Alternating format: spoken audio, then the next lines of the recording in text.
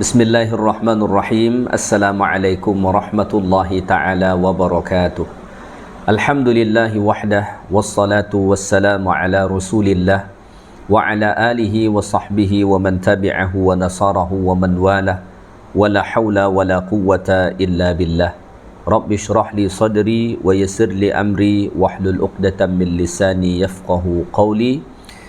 Allahumma faqihna fid din wa 'allimna at-ta'wil. Rabbana zidna ilma warzuqna fahma bi rahmatika ya arhamar rahimin. Alhamdulillah, sentiasa kita merafakkan kesyukuran kehadiran Allah Ta'ala kerana Allah masih mengurniakan nikmat-nikmatnya kepada kita semua. Tuan-tuan, puan-puan, muslimin dan muslimat, jemaah surau Al-Mawaddah yang dikasihi lagi dirahmati Allah Ta'ala sekalian, InsyaAllah pada subuh ni kita sambung semula kuliah tafsir Al-Quranul Karim, surah An-Nisa, surah yang keempat dalam Al-Quran. Pada kuliah yang lepas, Alhamdulillah, kita dah sampai sehingga ayat 169. So pada subuh ni insyaAllah kita sambung bermula dari ayat 170 dan ayat-ayat seterusnya nanti insyaAllah ta'ala. Sebagai tuan-tuan dan puan-puan yang tengah menonton, silalah buka Al-Quran, tengok surah An-Nisa ayat 170. Baik, Allah Ta'ala berfirman, A'udhu billahi minasyaitanir rajim. Ya ayyuhan nasu qad ja'akumur rasulu bil haqqi min rabbikum fa'aminu khairan lakum wa in takfuru fa inna lillahi ma fis samawati wal ard wa kana Allahu aliman hakima. Yang bermaksud, wahai sekalian manusia, sesungguhnya telah datang kepada kamu Rasul Allah, iaitulah Nabi kita Muhammad sallallahu alaihi wasallam, bil haqq, yang membawa kebenaran, dengan membawa kebenaran. Fa aminu khairan lakum, maka berimanlah kamu, kerana yang demikian itu amatlah baiknya bagi kamu. Wa in takfuru fa inna lillahi ma fis samawati wal ard, dan jika kamu kufur, maka sesungguhnya milik Allah lah semua yang ada di langit dan di bumi. Wa kana Allahu aliman hakima, dan sesungguhnya Allah Ta'ala maha mengetahui lagi maha bijaksana. Tuan-tuan dan puan-puan, muslimin dan muslimat yang dikasihi lagi dirahmati Allah Ta'ala sekalian, melalui ayat 170 ni, ya'muru ta'ala jami'an nasi ayyu'minu bi'abdihi wa rasulihi Muhammad sallallahu alaihi wasallam. Melalui ayat 170 surah An-Nisa ni, Allah Ta'ala perintahkan kita hamba-hamba Allah Ta'ala ni supaya beriman kepada hambanya, kepada rasulnya, iaitulah Nabi kita Muhammad sallallahu alaihi wasallam. Dan dalam ayat ni Allah Ta'ala menjelaskan kepada kita apakah sebab kita mesti beriman kepada Nabi sallallahu alaihi wasallam, dan apa faedah yang akan kita dapatkan sebab beriman kepada Nabi, dan apa pula kemudaratan yang akan menimpa kita sekiranya kita tidak beriman kepada Nabi sallallahu alaihi wasallam. Maka yang pertama, Allah Ta'ala menjelaskan apa sebab kita wajib beriman kepada Nabi. Allah Ta'ala sebut pada ayat ni, qad ja'akumur rasulu bil haqq, sesungguhnya telah datang kepada kamu Rasul Allah, iaitulah Nabi kita Muhammad SAW, dengan membawa kebenaran.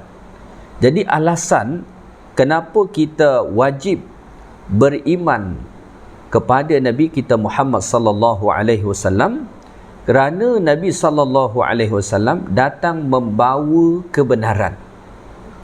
Lawan daripada kebenaran ialah dusta, ya, ataupun sesuatu yang salah.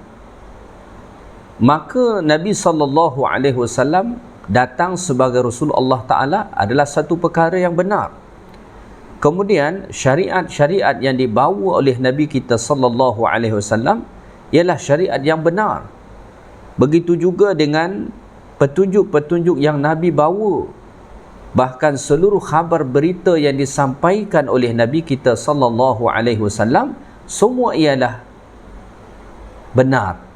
Maka oleh kerana itu wajiblah kita beriman kepada Nabi sallallahu alaihi wasallam yang mana baginda alaihi salatu wasallam datang bil haqq, membawa kebenaran. Nabi SAW benar sebagai Rasulullah. Kemudian setiap ajaran yang dibawa oleh Nabi itu adalah ajaran yang membawa kepada kebenaran. Sehingga kan wajiblah kita untuk beriman kepada Nabi dan mengikuti Nabi SAW. Kerana kalau kita tidak beriman kepada Nabi atau tidak mahu mengikuti Nabi SAW, maknanya kita telah menolak kebenaran dan kita mengikuti sesuatu yang tidak benar. Maka oleh kerana itulah sesiapa yang beriman kepada Nabi dan semua apa yang dibawa Nabi kemudian dia amalkan dalam kehidupan, maka orang yang macam ni tidak akan pernah sesat buat selama-lamanya. Kerana apa? Kerana Al-Quran atau hukum hakam syariat yang dibawa oleh Nabi sallallahu alaihi wasallam itu semua adalah benar. Tidak ada sedikit pun keraguan padanya dan tidak ada sesuatu yang salah padanya. Maka kalau kita ikut Nabi, ikut apa yang diajarkan Nabi, sudah pasti benar. Baik. Kebenaran ini datang daripada siapa? Mir rabbikum. Kebenaran yang datang daripada Allah Ta'ala. Bukan kebenaran yang direka-reka oleh Nabi sallallahu alaihi wasallam sendiri, tetapi ia merupakan kebenaran yang datang daripada Allah Ta'ala. Maka oleh kerana itu, semua kebenaran yang disampaikan Nabi sallallahu alaihi wasallam, sama ada bentuk perintah, bentuk tegahan, bentuk galakan, khabar berita dan lain sebagainya, itu semua bersumber daripada Allah Ta'ala. Maka Allah Ta'ala sebut dalam Al-Quran, وَمَا يَنْتِقُ عَنِ الْهَوَىٰ. Nabi sallallahu alaihi wasallam tu tidaklah bercakap berdasarkan kepada hawa nafsu Nabi kita alaihi salatu wasallam. In huwa illa wahyu yuha. Apa sahaja yang Nabi sampaikan, ia adalah wahyu daripada Allah Ta'ala. Maka pada ayat ni Allah Ta'ala sebut, qad ja'akumur rasulu bil haqqi min rabbikum. Telah datang kepada kamu Rasul Allah membawa kebenaran yang berasal daripada Tuhan kamu. Ini alasan kenapa kita wajib beriman kepada Nabi sallallahu alaihi wasallam. Baik, seterusnya Allah Ta'ala pun perintahkan fa'aminu, maka hendaklah kamu beriman. Ya, maksudnya hendaklah kamu beriman membenarkan apa sahaja yang dibawa oleh Rasulullah sallallahu alaihi wasallam tadi, ya. Dan sesiapa yang beriman dengan itu, dengan apa sahaja yang dibawa oleh Nabi sallallahu alaihi wasallam, maka itu adalah lebih baik bagi kamu, ya. Khairan lakum, itu adalah lebih baik bagi kamu. Ini menunjukkan kepada kita faedah yang didapat oleh kerana beriman kepada Allah Ta'ala. Maka wa ammal faidatu fil iman, adapun faedah yang didapat kerana beriman kepada Nabi yang membawa kebenaran tadi, fa akhbara annahu khairul lakum. Allah Ta'ala mengkhabarkan pada ayat ni bahawa dengan beriman itu adalah lebih baik bagi kamu. Wal khairu diddu syarr, dan al khair atau kebaikan itu lawan kepada keburukan. Fal imanu khairul lil mu'minina fi abdanihim wa qulubihim wa arwahihim wa dunyahum wa ukhrahum. Maka dengan beriman kepada Nabi dan kebenaran yang dibawa oleh Nabi sallallahu alaihi wasallam itu akan mendatangkan kebaikan bagi orang-orang yang beriman kepada Allah fi abdanihim, kepada badan mereka. Ya, maka dengan sebab kita beriman kepada Nabi dan kebenaran yang dibawa oleh Nabi sallallahu alaihi wasallam, maka itu akan mendatangkan kebaikan pertama fi abdanihim, kepada badan kita ni. Maka orang yang beriman kepada Nabi dan apa sahaja yang dibawa oleh Nabi SAW, tubuh badan mereka ini akan mendapatkan kebaikan. Allah akan berkati, mungkin Allah Ta'ala akan sihatkan, Allah Ta'ala akan bimbing ini kepada arah kebaikan, sehingga kan anggota tubuh badan mereka ini tidak melakukan perkara-perkara yang ditegah oleh Allah Subhanahu Wa Ta'ala. Yang jelas, ia akan menyumbang kebaikan fi abdanihim, kepada badan mereka, sehingga kan badan ini hanya melakukan perkara-perkara yang baik.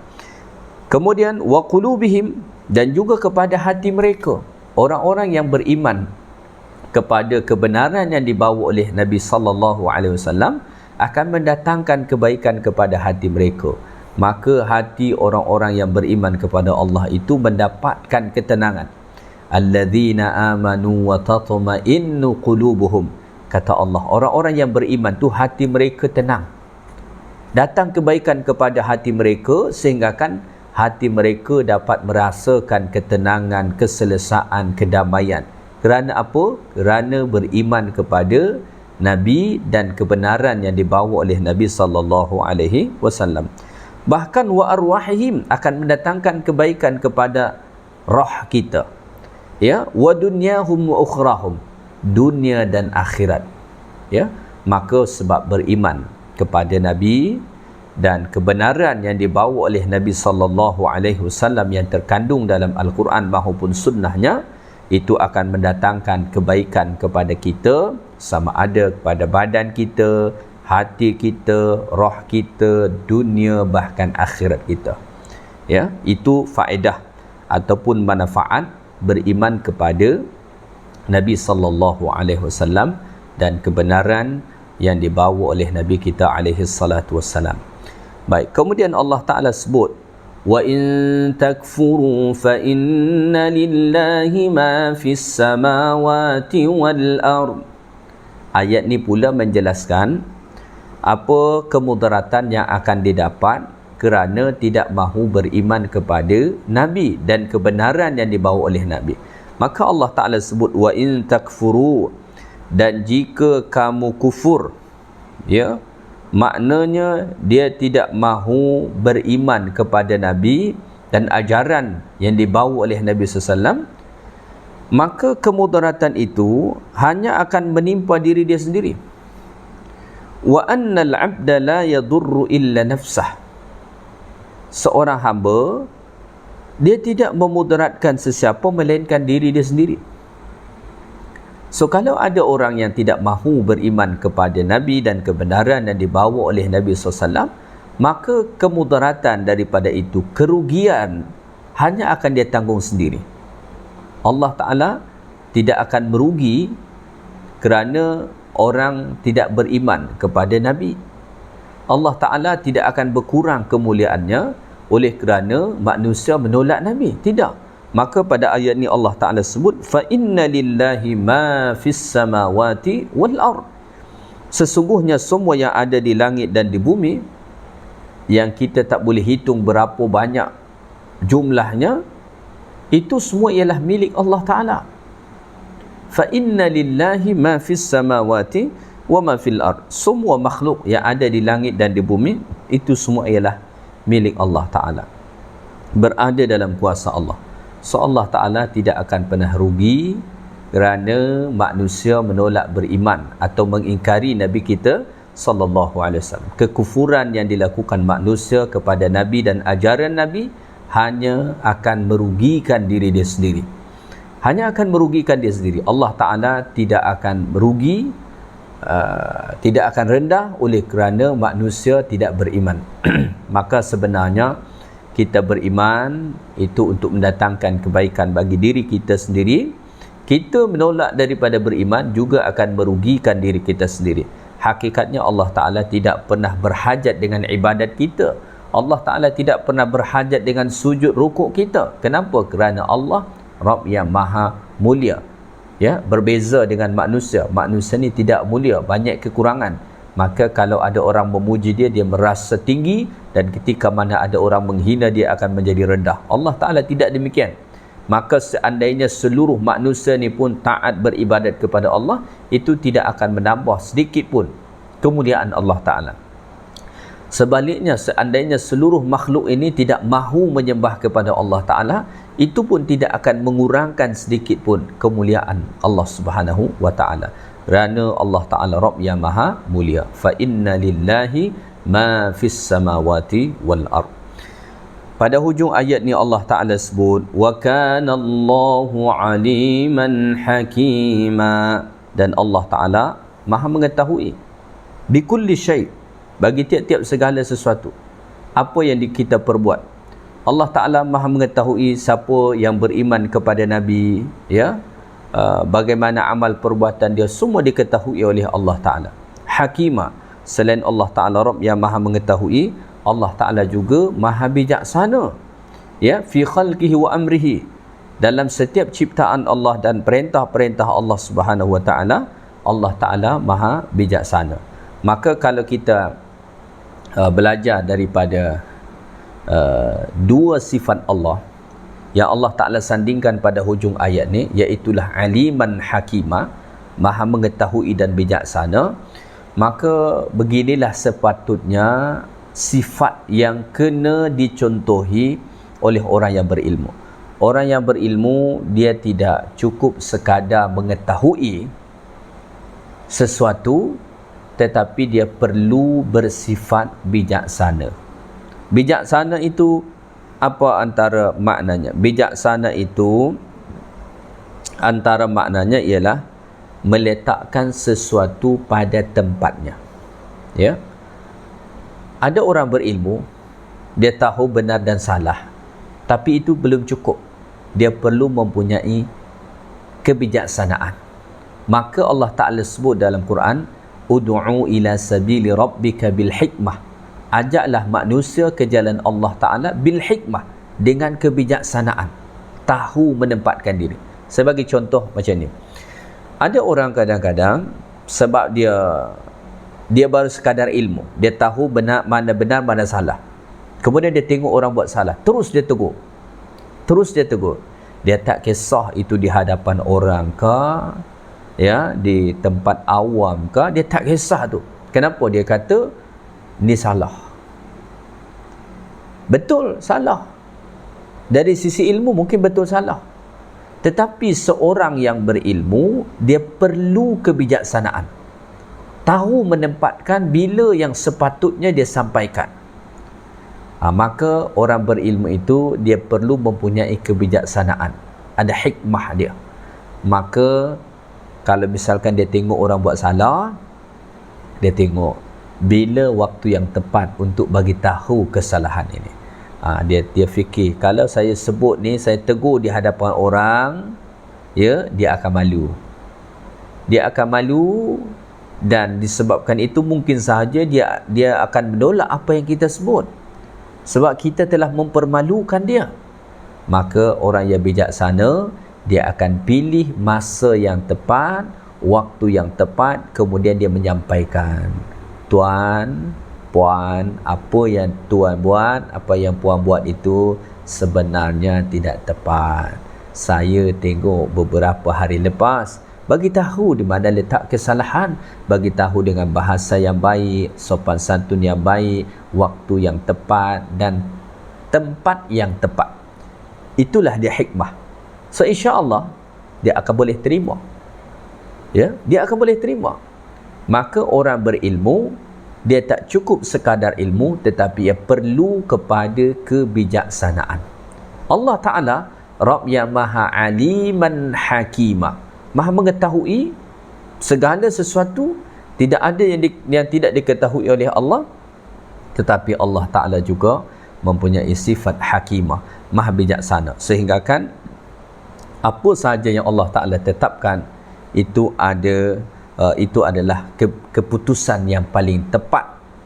Tidak pernah salah Allah dalam menempatkan sesuatu, tidak pernah salah Allah dalam memerintahkan sesuatu, tak pernah salah Allah dalam menegah sesuatu, kerana Allah punya sifat hakimah yang mampu menempatkan sesuatu pada tempat terbaiknya.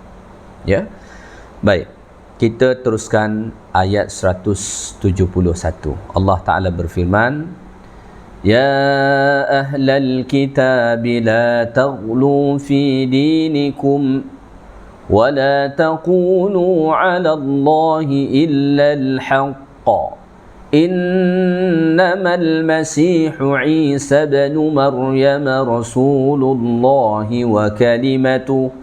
وكلمته ألقاها إلى مريم وروح منه فآمنوا بالله ورسله ولا تقولوا ثلاثة انتهوا خيرا لكم إنما الله إله واحد سبحانه أن يكون له ولد له ما في السماوات وما في الأرض وكفى بالله وكيلا. Baik, pada ayat ni Allah Ta'ala sebut, Ya ahlal kitabi la taghlu fi dinikum. Wahai sekalian ahlul kitab, janganlah kamu melampaui batas dalam perkara agama kamu. Pada ayat ni Allah Ta'ala menegah golongan ahlul kitab daripada kalangan Nasrani maupun Yahudi daripada bersifat ghulu dalam beragama. Sebenarnya tegahan ini bukan kepada mereka sahaja, tetapi termasuk kepada kita. La taghlu fi dinikum. Tidak boleh bersifat ghulu dalam beragama. Ghulu tu apa dia? Mujawazatul haddi wal qadar al masyru', melampaui batasan dan kadar apa yang disyariatkan. Ya. Apa contoh sifat ghulu ahlul kitab? Orang-orang Yahudi, mereka bersifat ghulu, melampau terhadap Taurat mereka dan Nabi Musa alaihissalam. Ya, sehinggakan sifat ghulu mereka itu membuat mereka membenci rasul-rasul yang lain. Membuat mereka membenci rasul-rasul yang lain, sehinggakan begitu banyak rasul-rasul Allah Ta'ala yang mereka bunuh. Dan mereka menolak Injil yang dibawa oleh Nabi Isa alaihi salatu wassalam. Dan mereka juga bersifat ghulu dalam nilai Nabi Isa. Mereka mengatakan bahawa Nabi Isa itu sebagai anak zina. Itu orang Yahudi. Manakala orang Nasrani pula mereka juga bersifat ghulu, melampaui batas di luar daripada apa yang disyariatkan. Termasuklah sikap mereka terhadap Nabi Isa. Mereka mengatakan Nabi Isa itu sebagai Tuhan. Ini sifat ghulu, melampaui batas. Padahal Nabi Isa AS hanya sebagai hamba dan Rasul Allah Ta'ala. Tetapi mereka melampau, maka tidak diperbolehkan. Ya, dalam Islam juga sebenarnya sifat ghulu ini tidak dibolehkan. Maka Islam ni, wa kadzalika ja'alnakum ummatan wasata. Kita umat Islam ni umat yang moderat, umat yang tengah-tengah, tidak boleh melampau, tidak boleh bersifat ghulu.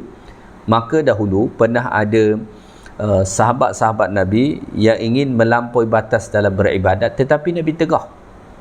Ada 3 orang sahabat yang mengetahui bagaimana amalan Nabi, kemudian mereka mengatakan, salah seorang mengatakan, saya akan sembahyang sepanjang malam, saya tak tidur. Yang lagi satu dia mengatakan, saya akan puasa sepanjang masa, saya tidak akan berbuka. Yang lagi satu mengatakan, saya tidak akan mahu berkahwin kerana dia fikir kalau dia berkahwin itu akan mengganggu ibadat dia.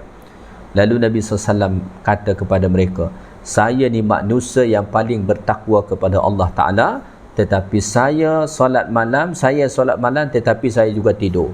Saya berpuasa tetapi saya juga berbuka, kata Nabi. Wa atazawwajun nisa, dan saya juga berkahwin, kata Nabi SAW. Ya, Nabi tidak mengizinkan mereka untuk melakukan ibadat tadi kerana ibadat macam tu sudah sampai kepada tahap ghulu, melampaui batasan yang disyariatkan. Maka kita tak boleh bersifat ghulu. Pada ayat ni secara spesifik Allah Ta'ala melarang golongan ahlul kitab supaya la taghlu fi dinikum. Jangan bersifat ghulu ataupun melampaui batas dalam perkara agama kamu. Tidak boleh kita melakukan sesuatu yang melebihi daripada apa yang disyariatkan. Kemudian kata Allah, wala taqulu 'ala Allahi illa al-haq, dan janganlah kamu mengatakan terhadap Allah Taala melainkan yang benar. Ya. Pada ayat ni, wala taqulu 'ala Allahi illa al-haq, jangan kamu mengatakan terhadap Allah melainkan yang benar. Ungkapan ni ataupun ayat ni, kata Al-Imam As-Sa'di, yatadammanu thalathata asya', ini mengandungi 3 perkara. Yang pertama, ya, yang pertama, Allah Ta'ala dekat sini mendatangkan 2 larangan. Larangan pertama, jangan berkata dusta terhadap Allah. Maka makna pertama, wala taqulu 'ala Allahi illa al-haq, jangan kamu mengatakan terhadap Allah kecuali yang benar. Ayat ni pertama mengandungi makna jangan berdusta terhadap Allah. Itu yang pertama. Yang kedua, jangan berbicara tentang Allah bila ilmin fi asma'ihi wa sifatihi wa af'alihi wa syar'ihi. Jangan berbicara tentang nama-nama Allah, tentang sifat-sifat Allah, tentang hukum hakam syariat Allah kalau tak ada ilmu. Kerana kalau orang berbicara tentang Allah, tentang hukum hakam syariat Allah tanpa ada ilmu, nanti dia akan membicarakan sesuatu tentang Allah yang tidak benar. Kerana kebenaran hanya lahir daripada ilmu. Baru kemudian yang ketiga, makna ayat ini mengandungi perintah supaya hendaklah mengucapkan perkataan yang benar yang berkaitan dengan Allah Subhanahu wa taala. Ya, wala taqulu 'ala Allahi illa al-haq. Allah mengatakan kepada golongan ahli kitab, jangan kamu mengatakan tentang Allah melainkan benar, kerana mereka telah mengatakan kepada Allah sesuatu yang tidak benar, seperti perkataan mereka yang mengatakan bahawa Allah Ta'ala mempunyai anak dan lain sebagainya. Ya. Baik, kemudian Allah Ta'ala sebut pada ayat ni, innamal masihu Isa bin Maryam rasulullah wa kalimatuhu alqaha ila Maryam wa ruhum min. Kemudian Allah Ta'ala sebut hakikat Nabi Isa tu. Kata Allah, innamal masihu Isa bin Maryam. Ya. Nabi Isa, sesungguhnya Al-Masih Isa bin Maryam itu hanyalah sebagai Rasulullah. Dia hanya sebagai pesuruh Allah Ta'ala. Ya. Ini adalah darjat tertinggi bagi seorang makhluk. Darjat tertinggi bagi seorang makhluk ialah darjatul risalah, iaitu darjat orang yang mendapat risalah daripada Allah ataupun menjadi Rasul Allah Ta'ala. Maka Nabi Isa alaihi salam bukanlah Tuhan. Ia hanyalah sebagai Rasul Allah Ta'ala. Kemudian yang kedua, wa kalimatuhu, dan Isa bin Maryam ni ia ialah kalimah Allah. Apa maksud kalimah Allah Ta'ala pada ayat ini? Maksudnya Allah Subhanahu wa Ta'ala mencipta Nabi Adam alaihi salam dengan kalimah Allah, kun fayakun. Ya. Dengan Allah Subhanahu wa Ta'ala mengucapkan kalimah, ya, alqaha ila Maryam, ya, kalimah takallama Allah biha fakana Isa. Allah Ta'ala mengucapkan kalimah kun, jadilah kamu, maka jadilah dia. Begitu saja proses penciptaan Nabi Isa. Wa ruhum min. Kemudian yang ketiga, Allah Ta'ala sebut bahawa Nabi Isa ni adalah ruhum min, ia adalah roh daripada Allah Subhanahu wa Ta'ala. Maksudnya Nabi Isa itu adalah manusia yang ditiupkan Allah Ta'ala roh kepadanya melalui perantaraan malaikat Jibril alaihi salam.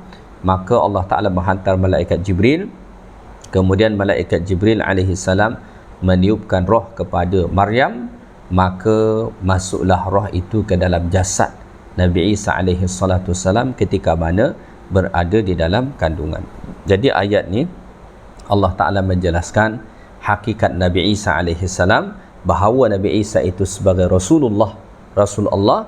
Yang kedua, wa kalimatuhu, kalimah Allah. Maksud kalimah Allah Ta'ala dekat sini, Nabi Adam itu Nabi Isa itu dicipta Allah dengan kalimah yang Allah Ta'ala ucapkan, iaitulah kun fayakun. Innama amruhu idza arada syai'an ay yaqula lahu kun fayakun. Ya. Kemudian yang ketiga, bahawa Nabi Isa itu ruh min, ia adalah roh yang ditiupkan Allah Ta'ala kepada Maryam alaihissalam melalui perantaraan malaikat Jibril. So ini hakikat Nabi Isa alaihissalam.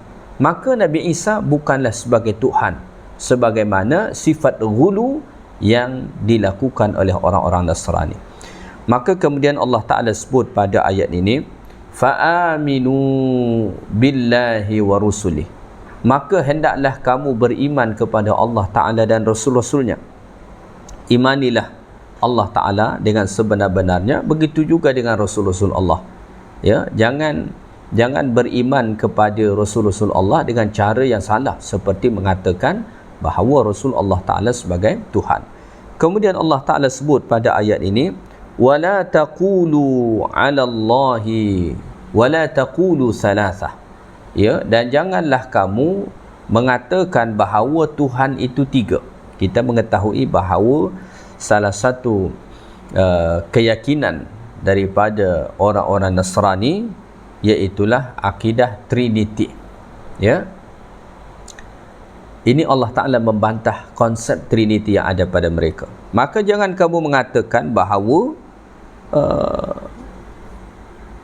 ada Tuhan itu tiga. Ya. Seperti mana keyakinan mereka mengatakan bahawa Tuhan itu ialah Allah, kemudian Maryam, kemudian Isa. Dan ada juga keyakinan dalam teologi mereka, Tuhan itu ialah Allah, kemudian Isa, kemudian Ruhul Qudus. Ya. Ini semua adalah perkataan yang salah.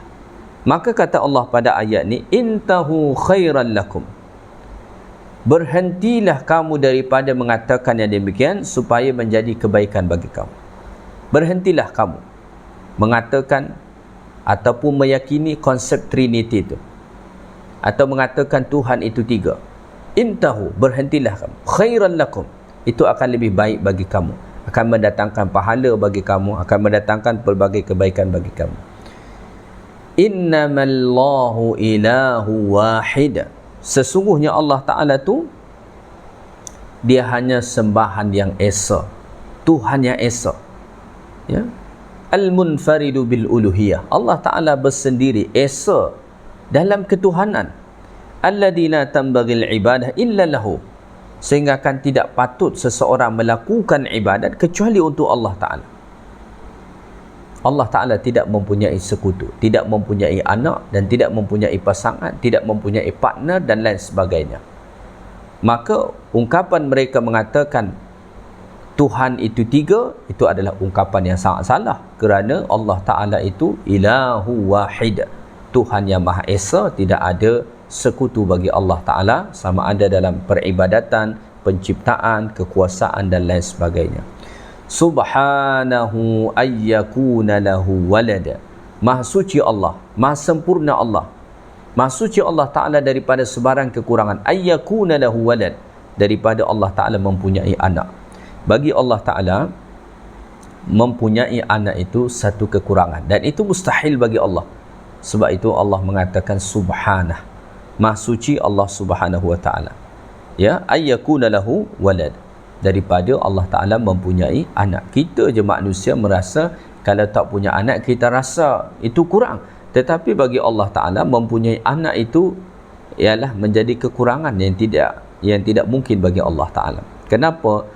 Kerana Allah itu laisa kamitslihi syai', tidak ada yang serupa bagi Allah. Kalau dikatakan Allah mempunyai anak, maka Allah itu sudah mempunyai kesamaan dengan makhluk. Ya, dan itu mustahil bagi Allah. Lahu ma fis samawati wa ma fil ard, semua yang ada di langit dan di bumi ialah milik Allah Ta'ala. Jadi Allah tidak berhajat kepada anak, Kerana semua yang ada di langit dan di bumi ni ialah milik Allah Ta'ala. Ya, kita ni pun milik Allah Ta'ala. Semua yang ada di langit dan di bumi milik Allah Ta'ala. So Allah Ta'ala tidak perlukan lagi kepada anak. Maka ketika mana mereka mengatakan bahawa Allah Ta'ala punya anak, itu adalah satu perkataan yang amat dusta terhadap Allah Ta'ala. Wa kafa billahi wakila, dan cukuplah Allah Ta'ala menjadi pengawal, ya. Cukuplah Allah Subhanahu wa Ta'ala sebagai wakil, ya, sebagai pengawal yang menguasai, yang dapat melindungi, ya, dalam mengurus tadbir seluruh alam semesta ini. Maka kita pun digalakkan hanya bertawakal kepada Allah Subhanahu wa Ta'ala. Ketika mana kita bersandar kepada Allah, maka itu sudah sangat cukup bagi kita, kerana Allah Ta'ala ialah sudah cukup bagi kita Allah Ta'ala sebagai pengawal, tempat bersandar, tempat berkeluh kesah. Maka fatawakkal 'ala Allah, bertawakallah kamu kepada Allah Subhanahu wa Ta'ala, ya. Baik, tuan-tuan dan puan-puan muslimin dan muslimat yang dikasihi lagi dirahmati Allah Subhanahu wa Ta'ala sekalian, mungkin sekadar ni saja kuliah kita pada subuh ni, ya, ayat 170 dan ayat 171 daripada surah An-Nisa. Moga-moga kita dapat fahami ayat Allah Ta'ala ni dengan sebaik-baiknya, kemudian kita ambil pengajaran daripadanya untuk kemudian kita amalkan dalam kehidupan kita, insya-Allah.